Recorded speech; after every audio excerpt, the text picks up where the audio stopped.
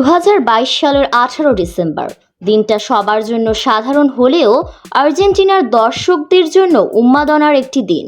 অনেক বছর হয়তো দিনটি স্মরণীয় করে রাখবে আর্জেন্টাইন ফ্যানরা। দীর্ঘ 36 বছর পর বিশ্বকাপ জয়ের স্বাদ পেয়েছিল আর্জেন্টিনা। ফ্রান্সকে ট্রাইবেকারে হারিয়ে তৃতীয়বারের মতো বিশ্বকাপ শিরোপা জেতে মেসির আর্জেন্টিনা।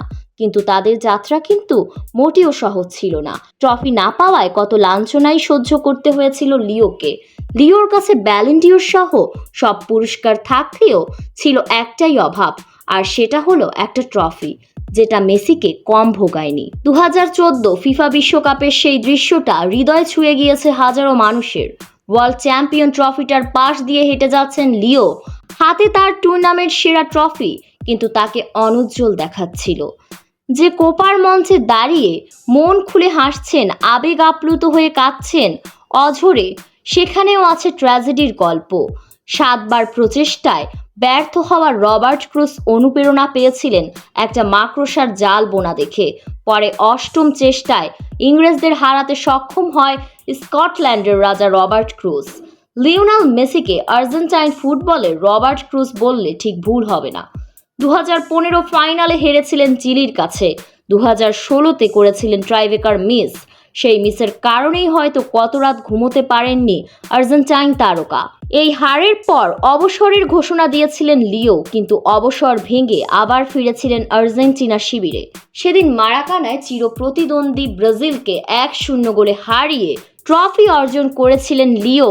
ট্রফি উঠিয়ে ধরে প্রাণ খুলে হাসলেন লিও, সাথে তার সতীর্থরাও। সেই ম্যাচই হয়তো ছিল আর্জেন্টিনার কামব্যাক ম্যাচ, আর কখনো পিছনে ফিরে তাকাতে হয়নি টিম আর্জেন্টিনাকে। এরপরই দীর্ঘ 36 বছর পর অধরা বিশ্বকাপের শিরোপার দেখা পায় আর্জেন্টিনা। 2022 সালটা স্বপ্নের মতো ছিল মেসির, আর্জেন্টিনার ও তাদের ভক্তদের। বিশ্বকাপের অন্যতম সেরা ফাইনাল ম্যাচ হিসেবে ধরা হয় ম্যাচটাকে। হার দিয়ে বিশ্বকাপ শুরু হলেও জেতার মধ্য দিয়ে বিশ্বকাপ শেষ করেছে আলবিসেলেস্তেরা। কাতার বিশ্বকাপে মেসিদের প্রথম ম্যাচে তারা হেরে বসেছিল সৌদি আরবের মতো দলের কাছে। তবে গ্রুপ পর্বে সৌদির কাছে 2-1 গোলে হারের পর আর কোনো ম্যাচেই হারেনি তারা। সবাই ভেবেছিল বিশ্বকাপের গ্রুপ পর্বের প্রথম ম্যাচে সৌদি আরবের মতো দলের কাছে হারের পর শিরোপা জিতবে না আর্জেন্টিনা। কিন্তু কেই ভেবেছিল যে শিরোপা জিতে সবাইকে দেখিয়ে দিবে আর্জেন্টিনা। সবাই তো এটা ভেবেই নিয়েছিল এখানেই বিশ্বকাপ শেষ হবে আর্জেন্টিনা, কিন্তু টিম আর্জেন্টিনা ঘুরে দাঁড়িয়েছে। প্রথম ম্যাচ হারের পর সমর্থকদের চাওয়া ছিল কোনোভাবে গ্রুপ পর্ব পার করার। পরের 2 ম্যাচ জিতে আর্জেন্টিনা তাই করে দেখিয়েছে। মেক্সিকো ও পোল্যান্ড 2 দলকেই 2-0 গোলে হারিয়ে শেষ 16তে পা রাখে মেসির দল। শেষ 16তে আর্জেন্টিনা 2-1 গোলে হারায় অস্ট্রেলিয়াকে। নাটকীয়তার কোয়ার্টার ফাইনালে নেদারল্যান্ডসকে ট্রাইবেকারে 4-3 গোলে হারায় আলবিসেলেস্তেরা। নির্ধারিত 120 মিনিট পর্যন্ত 2-2 গোলে ড্র হয় ম্যাচটি। সেমিফাইনালে ক্রোয়েশিয়াকে 3-0 গোলে উড়িয়ে দিয়ে 2018 বিশ্বকাপের প্রতিশোধ নিয়ে ফেলে আর্জেন্টিনা। এরপর ফাইনালের প্রথম হাফে ফ্রান্সের জালে 2 গোল দেয় আর্জেন্টিনা। ম্যাচটা নাটকীয়তার বাকি ছিল দ্বিতীয় হাফে। এমবাপ্পে 2 মিনিটে 2 গোল ফ্রান্সকে ম্যাচে ফেরায়। এরপর ম্যাচ গড়ায় ট্রাইবেকারে। এতেই চরম হতাশায় পড়ে যায় টিম আর্জেন্টিনা। আবারও কি স্বপ্ন ভেঙে যাবে? এসব কিছুই ভাবছিল তখন আর্জেন্টিনার ফ্যানরা। এরপরই ফাইনাল ম্যাচ গড়ায় ট্রাইবেকারে। পেনাল্টি শুট আউটে শট আটকে রীতিমতো নায়ক বনে যান আর্জেন্টাইন গোলরক্ষক এমিলিয়ানো মার্তিনেজ।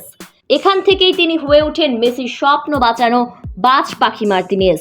কখনো কাঁদতে দেবে না মেসিকে, তিনি এই প্রতিজ্ঞা নিয়েছিলেন। শেষ পর্যন্ত ট্রাইবেকারে ফ্রান্সকে 4-2 গোলে হারিয়ে শিরোপা জিতে আর্জেন্টিনা।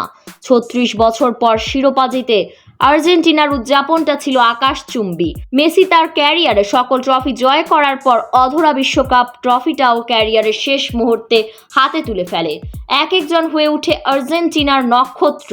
অভিকর্ষের বাধা পৃথিবীতে না থাকলে সেই দিন আনন্দে হয়তো মহাকাশ ছুঁয়ে ফেলত আর্জেন্টিনা ও তার সমর্থকরা। এভাবেও যে ফিরে আসা যায়, লিওনেল মেসিরাই হয়তো তার প্রমাণ। 36 বছরের অপেক্ষা একটা ট্রফির জন্য রূপকথার চেয়ে কোনো অংশে কম নয় আর্জেন্টিনার বিশ্বকাপ জয়। এখন সবকিছুর ডিফেন্ডিং চ্যাম্পিয়ন আর্জেন্টিনা। কোপাও এখন রীতিমতো দাপিয়ে বেড়াচ্ছে টিম আর্জেন্টিনা। গ্রুপ পর্ব থেকে শুরু করে কোয়ার্টার ফাইনাল পর্যন্ত সবকিছুতেই দাপুটে দেখা যাচ্ছে আর্জেন্টিনাকে, কারণ এই আর্জেন্টিনার কাছে আছে স্বপ্ন ভাঙার অনেক ইতিহাস, আর এখন সময় স্বপ্ন গড়ার।